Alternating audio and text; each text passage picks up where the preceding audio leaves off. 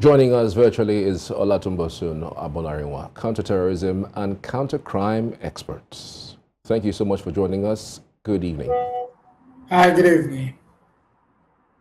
Now, this is scary. I mean, with 2,669 people killed in terrorist attacks between 2021 and 25, including 750 deaths in 2025 alone.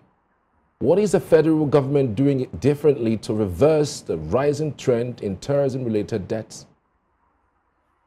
Well, before we say that, we really need to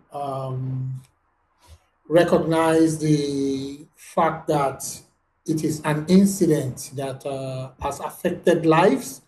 It is an incident where people are not seeing their loved one again. It is an incident where some people does not even know whether their loved one are alive or not.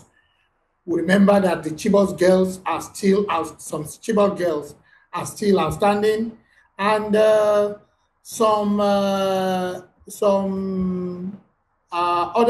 little packages of kidnapping are still at large, and finally the issue of Leah Sharibu is still outstanding. And before we do anything in respect of this, we need to first uh, pray. We need to recognize the fact that some people are dead, and we pray for their soul to rest in peace.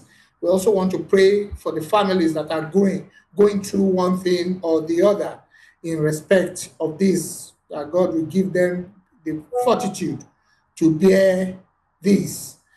Now, the issue we seems to have with the government is that it will be unfair to say that government are not doing enough. It will be unfair to say that government are not putting resources in place to help all the people at large. But we need to recognize the fact that it is an ongoing problem, and it requires an ongoing effort and solution in order for this to be taken care of. So I wouldn't want to say that the government is not doing enough. I can only appeal to the government that the situation is affecting lives, and the government should see it as such and do all that is necessary to make sure that all those in painful and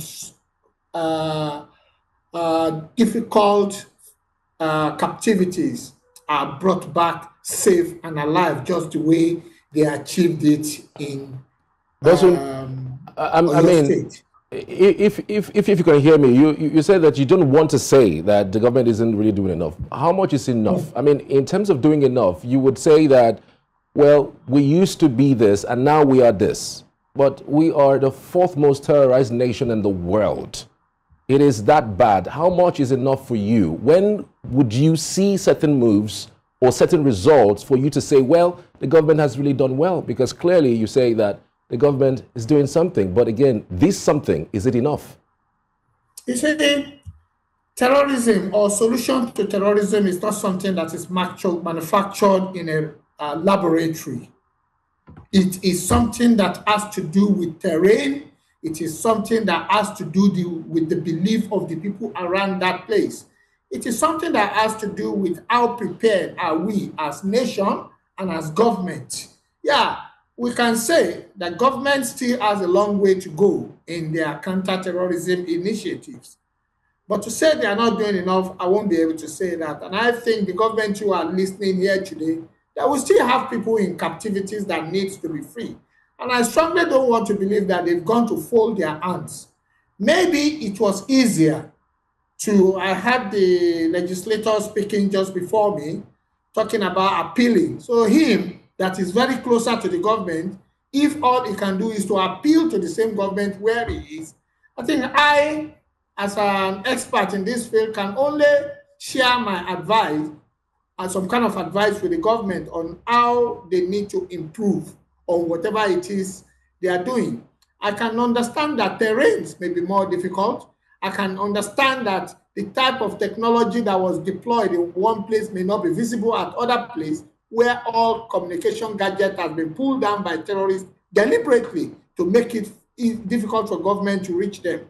I can understand the fact that there may be something we call poverty of ideas on the part of those in the theaters and those who want to be on ground. So that, all that being said, doesn't mean that I will say that the government should not, should fold their hands. If there is an opportunity to do more, if there is opportunity to use intelligence better than the way they used it at Orire, I am appealing to them too to do the same.